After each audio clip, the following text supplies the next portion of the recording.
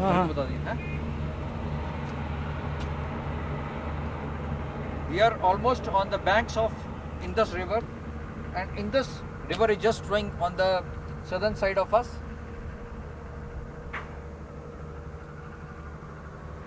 Here we have, just behind these trees is river Indus flowing, and this is the Zanskar range behind us. When we come to the northern side of Indus River, we see these conglomeratic horizons with lot of pebbles and boulders in it. Interesting thing is here is all these boulders which we are seeing here, these are of granites and have been derived from the Ladakh batholith. But the most interesting thing here is, in spite of the fact that we are getting all these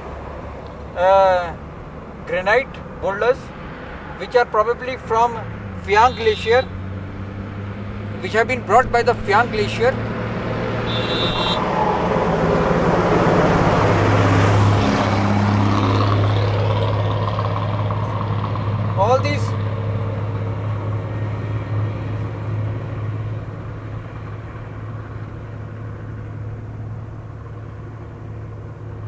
all these boulders show one important thing, that the influence of Phyang Glacier was very predominant till this place.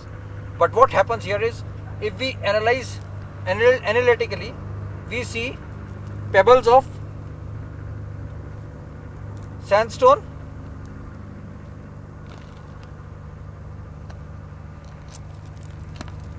so these are all pebbles of sandstone. We see they are almost flattened, tapered, showing they have been the product of glacial erosion. But this deposit is due to flooding, and here we can see these sandstones are typical of Stoke Kangadi Glacier. That means the Stoke Kangadi Glacier or the Zanskar Glacier on the other side, represented by sandstone shale alterations, had its influence right up to this place where we are standing right now.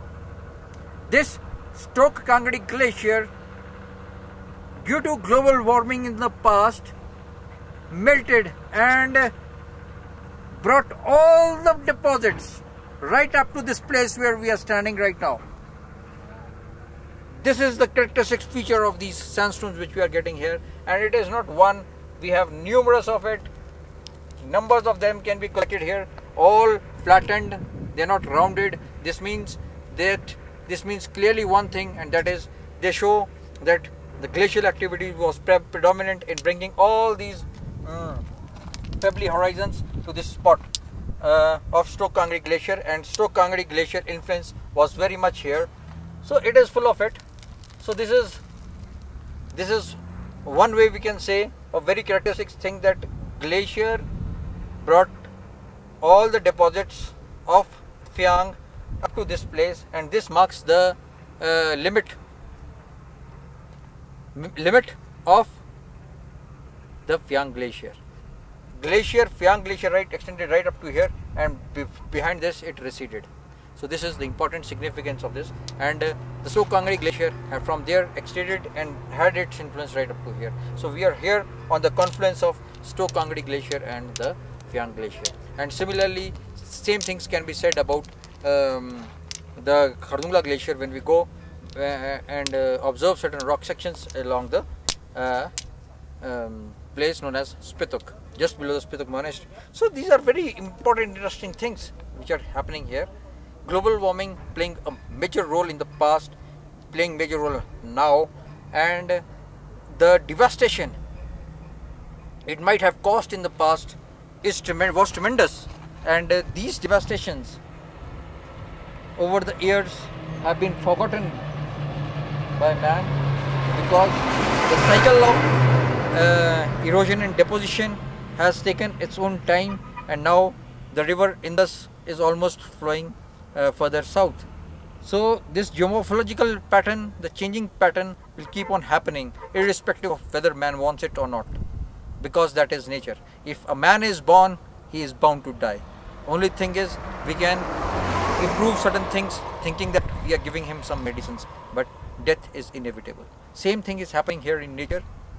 Global warming happening, global cooling will happen, and the dynamic process will keep on happening. And why create panic about these natural processes when we cannot create these natural processes?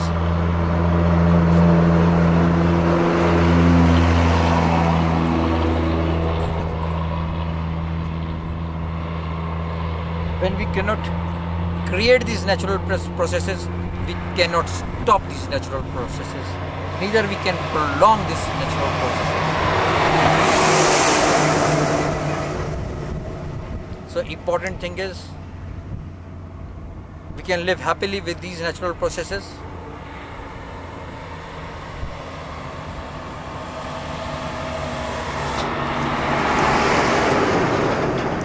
Now important thing is, we can live happily with these natural processes. How we can live happily with these natural processes is a thing of which we have to debate, which we have to think, which we have to spend money on, which we have to see how we can do things better for building sustainable habitats. That is the only way where we can and we should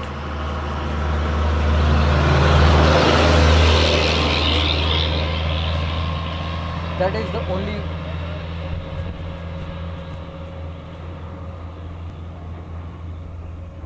is the only way where we can and where we should spend all our money, time and energy on it. Global warming is a thing to be enjoyed. We should enjoy, all we should do is enjoy global warming. It's a wonderful phenomena. It's